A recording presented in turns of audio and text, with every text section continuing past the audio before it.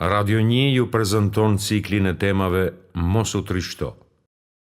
Pranoje jetën ashtu si që është, po deshe t'jetosh. Mos kërko që jeta të mbetet sipas qefit dhe dëshirës tënde, se nuk do t'ja arrish. Ajo i lodha ta që luaj në ditë të saja, është merri të gjallëve, e përzjerë me të pakëndshme, shpesh të turbulon, por përsëris të lëshon. Në të ditët një pas një i jeton. Mos kërko se nuk mund të gjesh prind, grua, shok, banes, apun, që të mos ketë diçka që ta prish lumturinë e ta humb njerëzin. Dhe nëse mbetesh në dhëmbët e mprehta të jetës, përpiqu të lëshosh ujin e ftohtë mbi nxehtësinë e së keqes. Kështu deshi Allahu, që të jetë e të mbetet kjo botë e cila grumbullon dhe bashkon dy të kundërta, qofshin ato lloje, grupe apo mendime. Dëm dobi, ndreqje prishje, gëzim pikëllim, sëmundje shërim, qeshje qarje. Pastaj e gjithë e mira, gëzimi e mirësia bashkohen të pastërta në xhenet, dhe e gjithë e keqja, prishja e mërzia mblidhen në zjarr. Kjo botë është e mallkuar. E mallkuar është çdo gjë që gjendet në të përveç përmendjes së Allahut dhe asaj që i ngjason asaj dhe përveç dietarit dhe nxënësit. Pra jeto ashtu siç je, dhe mos vrapo pas të rreshmeve dhe iluzioneve, por ngrihu në botën e idealeve. Pranoje botën si është e mos kërko për sosmërinë asgjë. Ajo i takon vetëm Allahut. Mos kërko bashkëshorte të plotësuar e të përsosur nga të gjitha anët. Në një hadith të pejgamberit thuhet: mos ta urej besimtari besimtaren nëse sheh në të diçka që nuk i pëlqen. Nga se nëse si pëlqen ndonjë virtyt i saj, i pëlqen ndonjë virtyt tjetër. Prej teje kërkohet të ecësh anës rrugës së drejtë e të vërtetë, të bëhesh falës, të marrësh atë që të është lehtësuar dhe ta lësh atë që është e vështirë. Ti mbyllësh syt ndonjëherë e të mos shikosh atë që s'të kënaq. E në ca raste të bësh edhe sikur je i pa interesuar. Shikoj të tjerët që janë më keq se ti. Ktheje shikimin djathtas e majtas. Vallë, a shet tjetër gjë pos njerëz që bartin fatkeqësi? A të bie shikimi në diçka tjetër pos në njerëz të lodhur që haruan se ç'është qeshja? Në çdo kulm çatije ka vaj, mbi çdo mollës të fytyrës lot, e në çdo lugin s'shet dot gjelbrim. Sa e sa njerëz jetuan ditë të zeza, por si shohin ndryshe pos durimtarët që balli i tyre çan çdo gjë të keqe. E ti mos ri me duar në faqe se si je i vetmi që pik të lëng të hidhur. Madje kjo që të ndodhi është shumë më e lehtë dhe e vogël në krahasim me të tjerët. Shisat smur kemi që mbi shtratet e tyre rrotullohen në të majt e në të djathtë. Trupi u çel plag dhe nga dhimbja e madhe bërtasin me zë trishtues, por përsëri mbeten aty ku janë, në po atë gjendje. Po sa të burgosur me vite të tëra se pan diellin dhe as i ngrohën syt me rrezet e tij. Ata s'shohin gjë përveç dhomës e errët të burgut.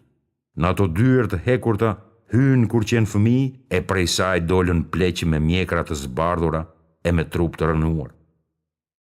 Po sa prindër humbën copën e mushkërisë së vet e mbetën pa fëmijë, pa djem e pa vajza, por prap jetojnë dhe me gjithë këtë dhimbje të madhe shpirtërore qëndrojnë të fortë.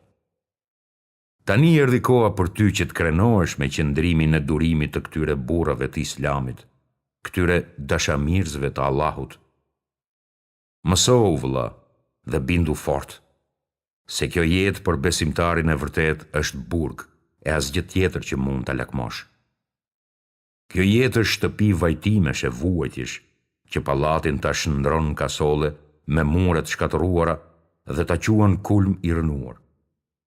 Një kohë shumë të shkurtër të shfaqen në këtë teatër gjithësie, vasha me trupa të bukur, shëndet të plot, pasuri, fëmijë. Dhe pas një kohë të shpejt, si shen ndryshe, pos plaka me trup të raskapitur, të pafuqishme të varfra, shef vdekje, ndarje, skamje, sëmundje, dhe e kishit të qartë se si vepruam ne me ta, e ju solum shembuj edhe juve. Ty tani të mbetet të peshosh dhe të bësh krahasimin e goditjeve të tua me të tjerët, me ata që qenë para teje në rrugën e kohës së jetës, që ta dish se ende s'të kanë prekur të vështirat dhe ende lundron në begatit e Allahut. Falendero Allahun që stëlqoi të ligat e pakapërcyeshme. Nëse dëshiron të dish edhe pak më tepër se kaq, atëherë merr mësim nga njeriu i pa shembull në këtë rrezull toksor, Muhamedi, më i dashuri i Allahut. Kur i dhujtarët e Mekës s'donin të dëgjonin prej tij Islam, e dëbuan nga Meka. Këmbët e tij të ndershme u përgjakën nga gurët që i gjuanin jo besimtarët.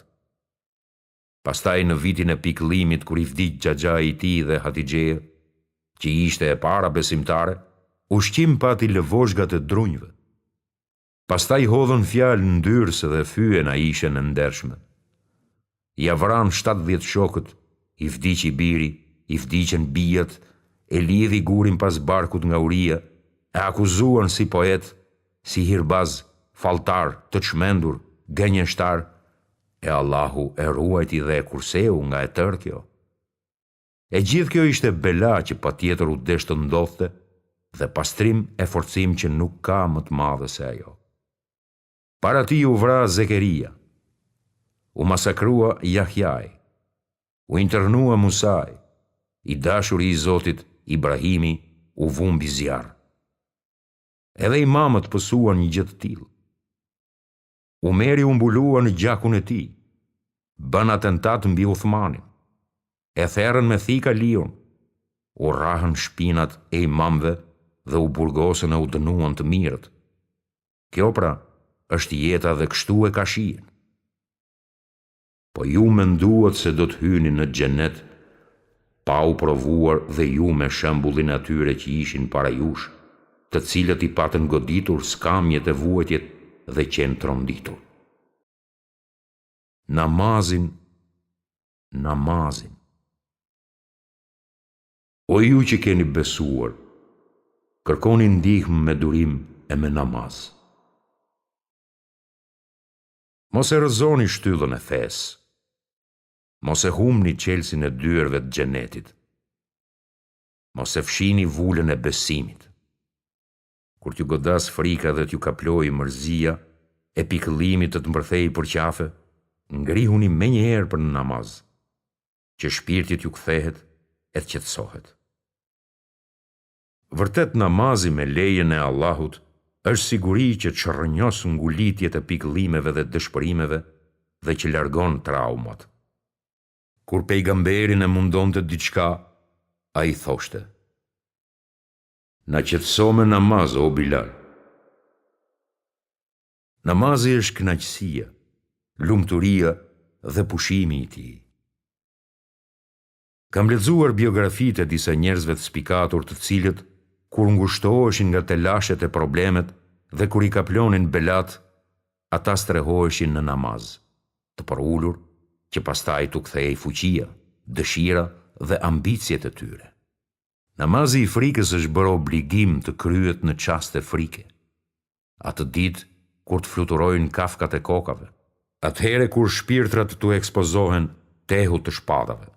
Atëherë namazi i frikës bëhet përforcimi dhe qetësimi më i madh. Thirini të rinjt, ju lutem. O ju që dëgjoni këto rreshta, para se t'ju sëmuren shpirtrat, njihuni me dyert e shtëpisë Allahut. Le të pudh balli juaj dheun e le të provojë sejdën.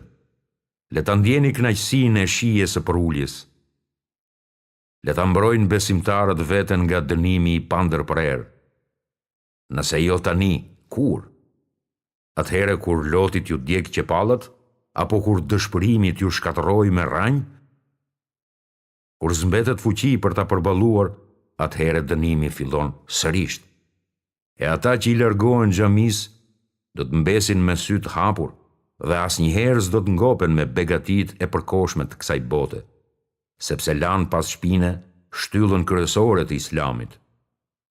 Jeta e tyre kalon prej nga loti në vaj, prej nga trishtimin pikëllim, prej shkatërimit në dërmim, prej së keqes në të ligë. Qofshin të përmbysur, ai ua ka asgjësuar veprat. Na mjafton Allahu, ai është mbrojtësi më i mirë. Nga frytet më të mëdha të imanit dhe nga cilësitë më të mira të besimtarit, është kur ai çështjen ja beson Allahut, mbështetet tek ai, është i bindur në premtimet e tij, i kënaqur me atë që i është dhënë nga furnizimi.